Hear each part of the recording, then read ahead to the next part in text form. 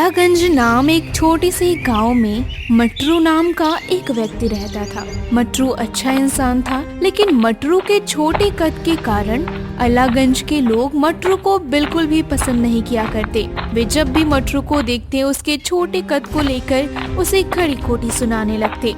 एक दिन मटरू अपनी मस्ती में हाथ में रुपया लेकर गांव के बाहर बाजार में गाना गाते हुए जा रहा था। देखो भाई, जैसे गोल गोल छोटा खरबूजा लोद कता हुआ चला जा रहा। देखो, अरे भैया, मटरू भी अपने अलागंज का एक अलग ही पीस है। अरे हाँ भाई, बिल्कुल सही बोले भाई।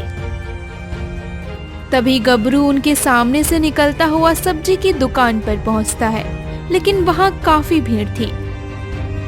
भाई, जरा 1 किलो गाजर मुझे तोल देना। मटरू कई बार आवाज देता है, लेकिन सब्जी वाला उसकी एक नहीं सुनता। काफी देर खड़ा रहने के बाद, अरे बोल, क्या चाहिए तुझे?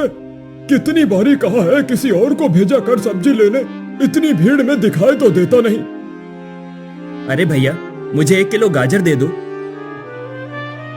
मटरू गाजर लेकर वहां से चला जाता है। अरे आ गया तू, काफी देर लगा दे तूने आने में। गाजर लाने गया था या वहीं रहने का इरादा करके गया था? काम चोरी में तो तेरी कोई बराबरी नहीं कर सकता। मटरू, अब मुझे यूं देख क्या रहा है? घर में एक बूंद भी पानी का पीने को नहीं है, जरा पानी लेकर आ। पूरा दिन मुफ्त की रोटियां तोड़ता रहता है, कोई काम धंधा भी कर लिया कर।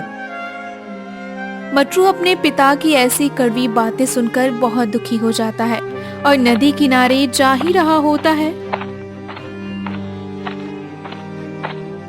बहुत बड़ी कंफ्यूजन है भैया, हर छोटी से छोटी चीज भी आपके बराबर की दिखती है। क्या बकवास कर रहे हो तुम? मेरा कद जरूर छोटा है, पर मैं किसी से कम नहीं हूँ, समझे ना? मैं हर वो काम कर सकता हूँ जो तुम दोनों कर सकते हो, समझे? मुझे कम मत समझना। और मटरू इतना कहकर वहां से चला जाता है। मटरू दूर चलने पर मटरू नदी के किनारे पहुंचता है और रोने लगता है। अब मेरा छोटा कद है तो मेरी क्या गलती है इसमें? बाबा भी मुझे नहीं समझते हैं, दिन रात बस मुझे ताने ही मारते रहते हैं। बस बहुत हुआ, अब मैं और ऐसी जिंदगी नहीं जीना चाहता हूँ जहाँ कदम कदम पर मेरा मजाक उड़ाया जाता है। मैं इस नदी में डूबकर अपनी जान दे दूंगा। तभी नदी में से एक बाबा उसके सामने आते हैं और मटरू से कहते हैं, मैंने तुम्हारी सारी बातें सुन ली है मटरू। तुम एक नेक दिल इंसान हो, लेकिन तुम्हारे छोटे कद की वजह से तुम इस नदी में अपनी जान देने जा रहे थे। मैं ऐसा नहीं होने दे सकता हूँ, इसीलिए मैं तुम्हारे सामने तुम्हें रोकने के लिए आया हूँ।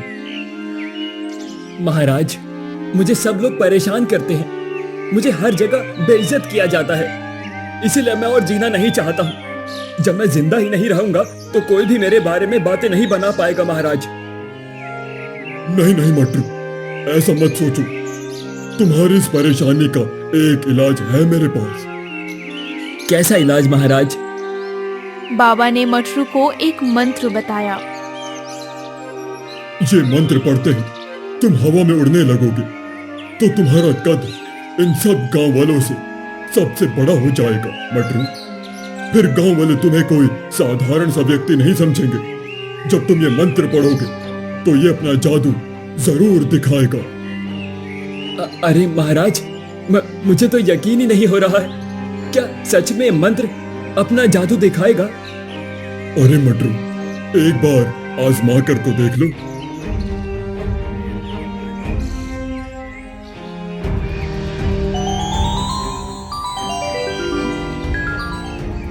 अरे महाराज, आपने तो बिल्कुल सच कहा था। देखो देखो, मैं तो आसमान से भी ऊपर आ गया हूँ। अरे वाह वाह, मजा आ गया, मजा आ गया। महाराज, लेकिन अब मैं जमीन पर वापस कैसे आऊंगा? अरे मटरू, उसी मंत्र को पढ़ो और नीचे जमीन पर उतरो। और तभी मटरू नीचे आ जाता है। मैं तुम्हें ये मंत्र इसीलिए दे रहा हूँ क्योंकि तुम एक अच्छे दिल के इंसान हो, लेकिन याद रखना, जब जब मंत्र को लगेगा कि तुम इसका उपयोग सिर्फ अपने स्वार्थ के लिए कर रहे हो तो ये अपना जादू दिखाना बंद कर देगा, समझे?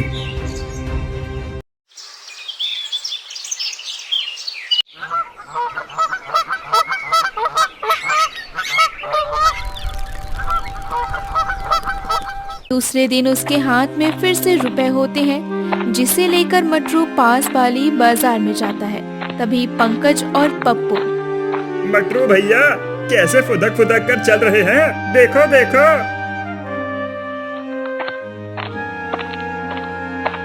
मटरू फिर से सब्जी वाले को आवाज लगाने लगता है।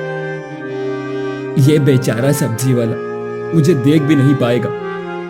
लगता है मुझे अपना जादू दिखाना ही पड़ेगा। तभी मटरू मंत्र पढ़ता है और सबसे ऊपर दिखने लगता है। उसे सब देखकर हैरान हो जाते हैं। भैया ये क्या हो रहा है भाई?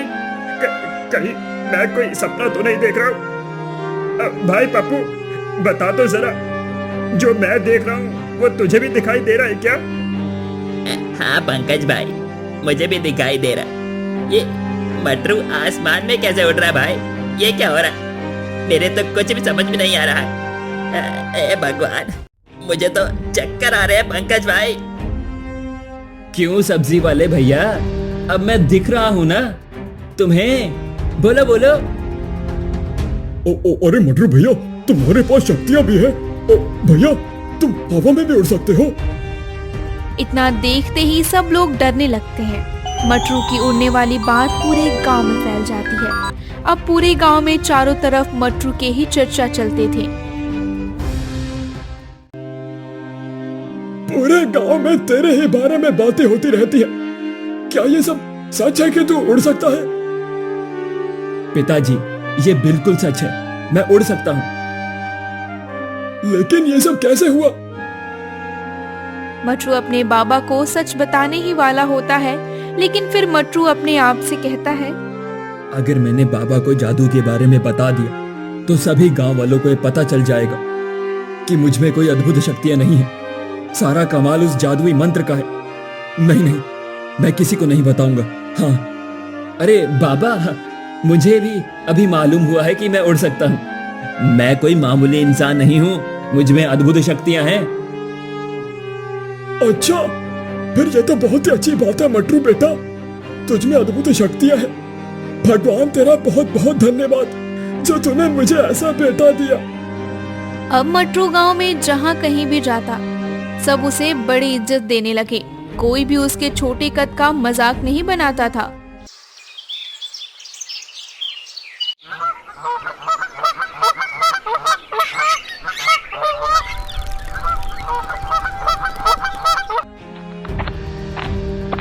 अरे पप्पू देखो, मटरू जी आ रहे हैं। इनमें तो अद्भुत शक्तियां हैं भैया। ये तो हमारे गांव के लिए बड़ी खुशी की बात है। हाँ। मटरू बहुत खुश हो जाता है।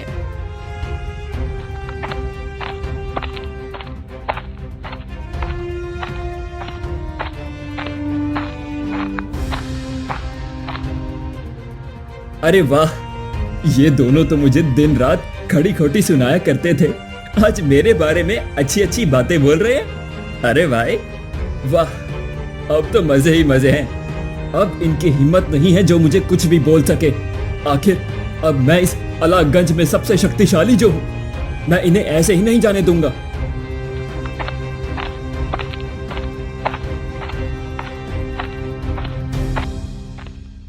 रात को पप्पू आराम से सो रहा था। तभी रात में मटरू आता है। पप्पू को थप्पड़ मार के मटरू आसमान में उड़ने लगता है। भाई, किसी ने मुझे इतनी जोर का थप्पड़ मारा। कौन है? लगता है मेरा सपना होगा। भला मुझे कौन मारेगा? सो जाता हूँ। सपने भी बड़े अजीब अजीब दिखने लगे हैं आजकल। उधर पंकज भी आराम से सो रहा था। मटरू पंकज के पास जाकर पंकज को भी एक थप्पड़ जड़ देता है और आसमान में उड़ने लगता है।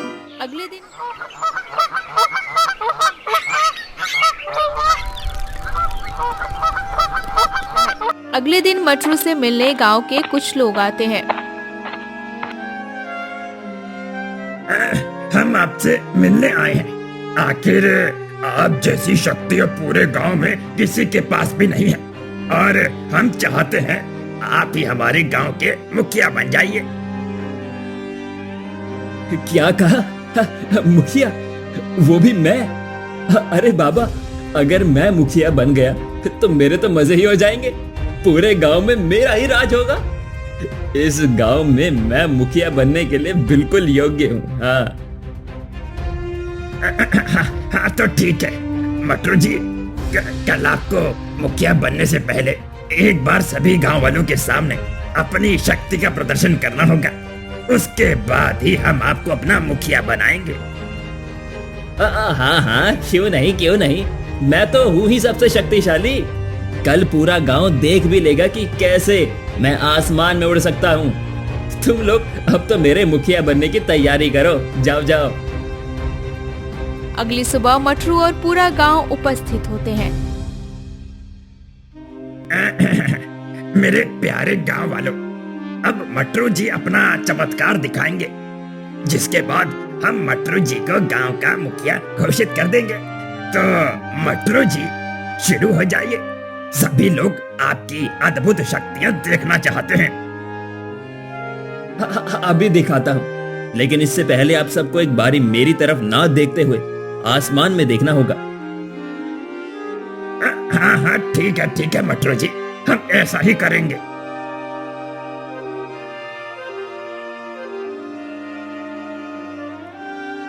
अब आप लोग मेरी तरफ देख सकते हैं। अरे, मैंने मंत्र तो पढ़ ही चुका हूं, पर मैं उड़ क्यों नहीं पा रहा हूं? ए मंत्र, मुझे आसमान में उड़ाओ। तभी गांव वाले ये देखकर हैरान हो जाते हैं। लगता है मटरू भैया का चमत्कार जो है वो खत्म हो गया है भैया। हाँ, मुझे भी ऐसा ही लगता है। ये मटरू बातें तो बड़ी बड़ी कर रहा था, लेकिन अब देखो तुझसे नहीं हो पाएगा। और हाँ, अब तुम मुखिया बनने का तो भूल ही जाओ। अब तो मैं कहता हूँ, अब तो हम सबको अपने अपने घर चलना चाहिए। भैया फालतू में क्यों टाइम खराब करना है? क्यों भाई, सही बोल रहा हूँ ना मैं? मटरू बड़ी उदासी के साथ सबकी बातें सुन रहा था। थोड़ी देर बाद सब गांव वाले वहां से चले जाते हैं। पता नहीं क्यों आज इस मंत्र ने अपना जादू नहीं दिखाया। उल्टा सभी गांव वाले मुझे खड़ी खोटी सुना के चले गए। तभी आवाज आई, हे मटरू, ये सब तुम्हारे ही कारण हुआ। मटरू आवाज सुनकर चौंक जाता है। मैं तुम्हारे पास इसलिए आई थी कि गांव में कोई भी तुमसे ठीक से बातें नहीं करता था। हर कोई तुम्हारी छोटी कद के कारण तुम्हारा बस मजाक ही उड़ाता था। जब से मैं तुम्हारे पास आई तो सभी गांव वाले तुम्हें शक्तिशाली समझने लगे और तुम्हारी इज्जत करने लगे। लेकिन तुम्हारे मन में तो लालच आ गया। तुम समझने लगे कि तुम ही इस गांव में सबसे शक्तिशाली हो। अब तुम, मैं और उन लोगों में कोई फर्क नहीं रहा मटरू। इसलिए आज मैंने अपना जादू नहीं दिखाया। अब मैं तुम्हारे पास से वापस बाबा के पास चली जाऊंगी। मटरू ये बातें सुनकर अपनी गलती पर पछतावा करने लगा।